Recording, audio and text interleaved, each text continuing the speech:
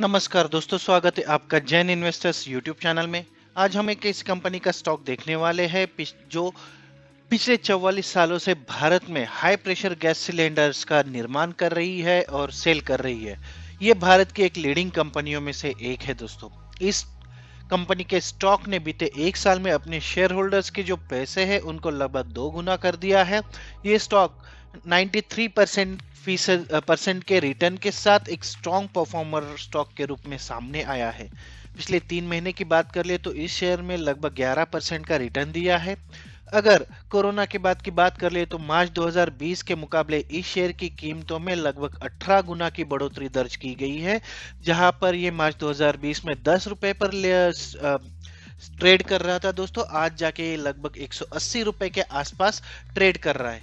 तो ये है दोस्तों Everest Kanto cylinder limited company का शेयर, जिसे ईकेसी के शॉर्ट फॉर्म के नाम से आप जानते ही होंगे।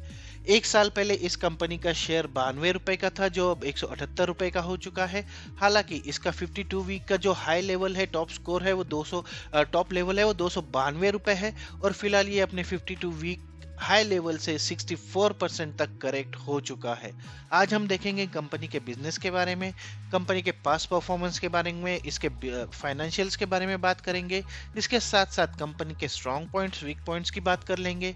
उसके साथ साथ अगर देखें फ्यूचर में क्या छुपा है कंपनी के और क्या एक्सपेंशन प्लान्स है, उस पर भी बात करेंगे। और साथ ही जानेंगे कंपनी के शेयर की टारगेट प्राइस कहाँ पर सेट हो रही है। तो आइए सबसे पहले बात कर लेते हैं कंपनी के बिजनेस की। एवरेस्ट कांतो सिलेंडर लिमिटेड जो है ईकेसी, ये हाई प्रेशर वाले सीमलेस गैस सिलेंडर के मैन्युफैक्चरिंग का बिजनेस करती है। इन सिलेंडर्स में प्राकृतिक गैस, जिसे हम नेचुरल गैस कहते हैं, लिक्विड और हवा के स्टोरेज के साथ साथ इन स्टोरेज के जो लगने वाले या फिर इन स्टोरेज में उपयोग किए जाने वाले अन्य सिलेंडर्स और उपकरणों का बिजनेस भी शामिल है दोस्तों। अगर इस कंपनी के मार्केट पोजीशन की बात कर ले तो ईकेसी 1978 से उच्च दबाव वाले सीमलेस सिलेंडरों के लिए भारत में लीडिंग पोजीशन पर है। कंपनी के फर्स्ट मूवर एडवांटेज ने इसे अपने प्रोडक्ट्स की पेशकश में हर तरह के मार्केट में टॉप लेवल या फिर टॉप मार्केट शेयर हासिल करने में कंपनी को सक्षम बनाया है दोस्तों। अगर क्लाइंट्स की बात कर ले कंपनी के, तो कंपनी के क्लाइंट्स में Tata Motors, Bajaj Auto, Hyundai, Toyota, BOC India, Praxair, Mahanagar Gas, Adani Gas, Tyco, Siemens, Minimax आदि जैसी बड़ी बड़ी कंपनियां शामिल है दोस्तों। इसी प्रकार इस कंपनी के जो ऑपरेशंस है वो 25 से ज्यादा कंपनी में है और 150 से ज्यादा इस कंपनी के क्लाइंट है, जो अलग अलग इंडस्ट्रीज से आते हैं, जैसे हेल्थ केयर है, गवर्नमेंट है, डिफेंस है, गैस, सिटी गैस डिस्ट्रीब्यूशन है। तो ये सारे इसके एंड कस्टमर्स है दोस्तों। इसके साथ साथ अगर देखें तो कंपनी को फायदा किस चीज में होने वाला है, तो जैसा कि मैंने बताया कि ये फर्स्ट मूवर है, अर्ली मूवर है। तो जैसे इंडिया की गैस इकोनॉमी एक्सपांड हो रही है 6% से 15% का, जो 2030 तक ये एक्सपांड होने वाली है। सीएनजी इकोसिस्टम 3.5% से 10-10.5 तक होने वाली है 2030 के अनुमान के हिसाब से। तो ईकेसी कंपनी भी अपने कैपेसिटी एक्सपेंशन प्लान पर काम कर रही है और इसको ऑलमोस्ट डबल करने में जुटी हुई है दोस्तों। 6 लाख सिलेंडर्स इन इंडिया और 2,40,000 सिलेंडर्स इन यूरोप। तो ये है कंपनी का बिजनेस ओवरव्यू। अगर कंपनी के प्रोडक्ट पोर्टफोलियो पर एक नजर डालें दोस्तों, तो कंपनी का जो प्रोडक्ट पोर्टफोलियो है उसमें industrial gas cylinder, CNG cylinder, jumbo cylinder और कंपोजिट सिलेंडर शामिल है। यह जैसे कि आप देख सकते हैं अलग अलग गाड़ियों में जो सीएनजी सिलेंडर्स फिट की जाते हैं, उसके साथ साथ मेडिकल ऑक्सीजन के लिए जो सिलेंडर्स यूज किए जाते हैं, इंडस्ट्रियल सिलेंडर्स जो है, और उसके साथ साथ हाइड्रोजन गैसेस के लिए जो सिलेंडर यूज किए जाते हैं वो ईकेसी बनाती है दोस्तों, ये कंपनी बनाती है।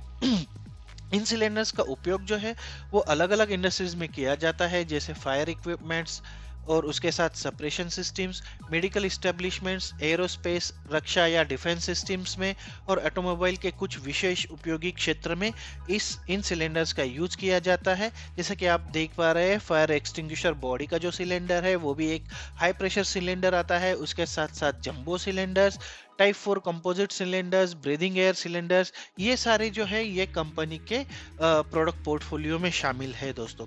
अगर मैन्युफैक्चरिंग कैपेबिलिटीज की बात कर ले तो इंडिया में कंपनी की दो मैन्युफैक्चरिंग फैसिलिटीज है। कंपनी भारत में तारापुर महाराष्ट्र और कांडला एसीजेड गुजरात में स्थित दो मैन्युफैक्चरिंग फैसिलिटीज की मालिक है। इसके साथ साथ कंपनी का जो प्रेजेंस है दोस्तों कांडला एसीजी में, जैसा कि मैंने बताया, इसके साथ साथ कंपनी का इंटरनेशनल मार्केट में भी मैन्युफैक्चरिंग फैसिलिटीज है।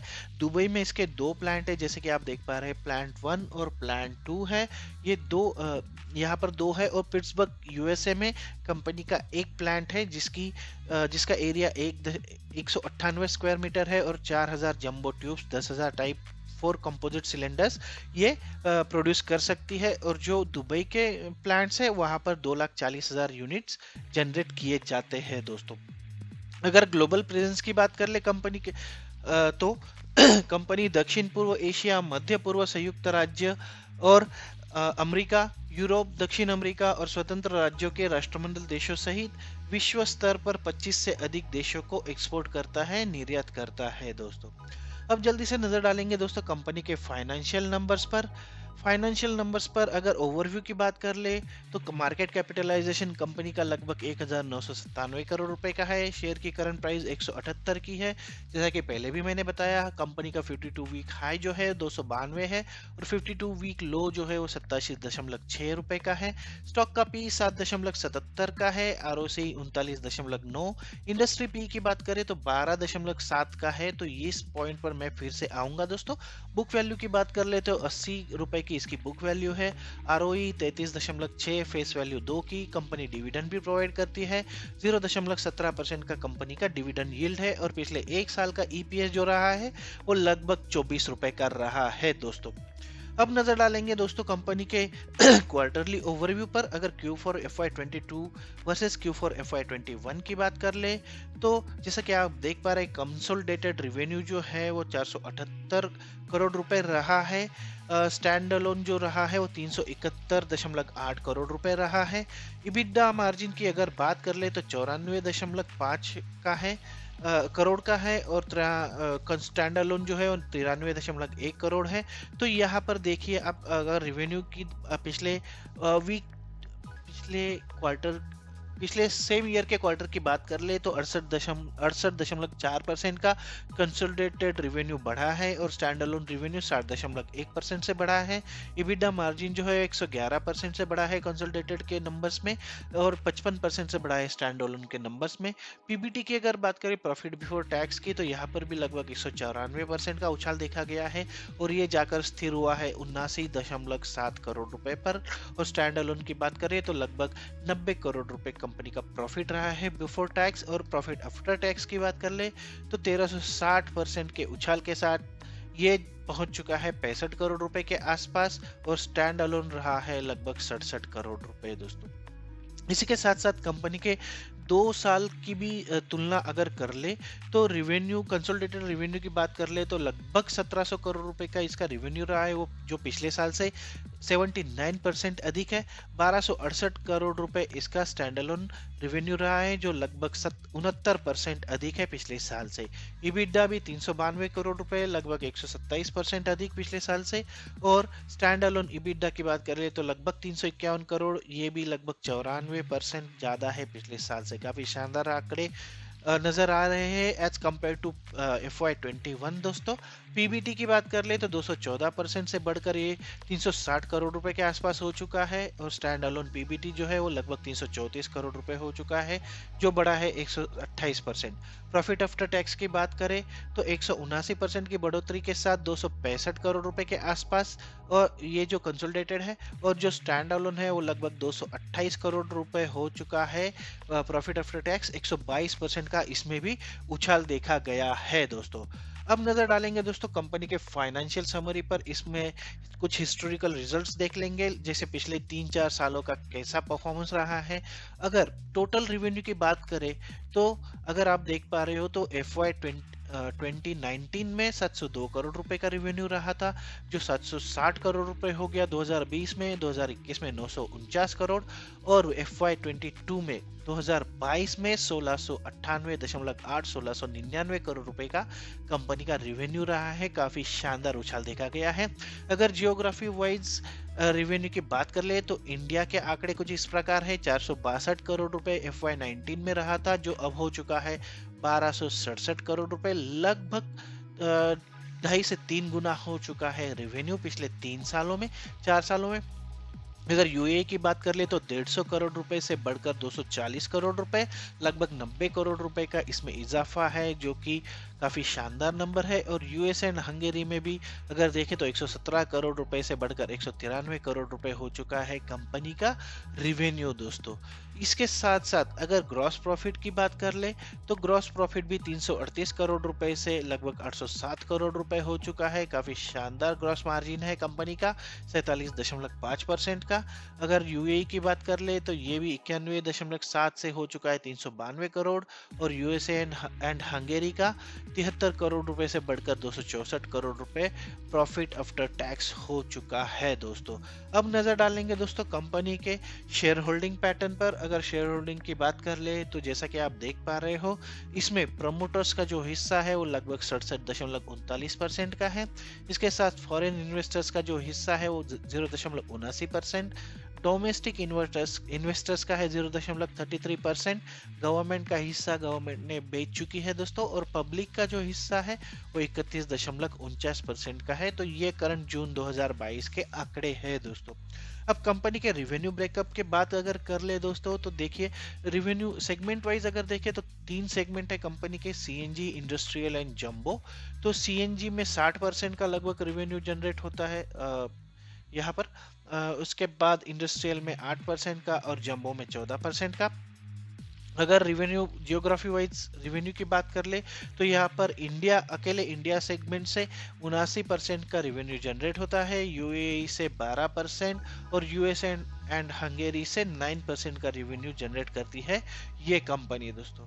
तो ये थी कंपनी के फाइनेंशियल नंबर्स दोस्तों।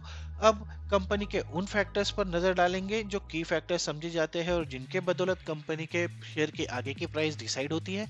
लेकिन आगे बढ़ने से पहले दोस्तों, अगर आपको मेरे वीडियोस पसंद आ रहे हैं तो मैं आपको एक रिक्वेस्ट करना चाहूंगा कि आप मेरे चैनल को सब्सक्राइब जरूर कीजिए, और अगर अभी तक आपने अगर मेरे वीडियोस को लाइक नहीं किया है तो लाइक भी जरूर कर दीजिए। सब्सक्राइब करते वक्त ऑल का ऑप्शन सिलेक्ट कर लीजिए बेल आइकॉन पर प्रेस करने के बाद, ताकि मेरे वीडियोस के सारे नोटिफिकेशन आपको मिलते रहे।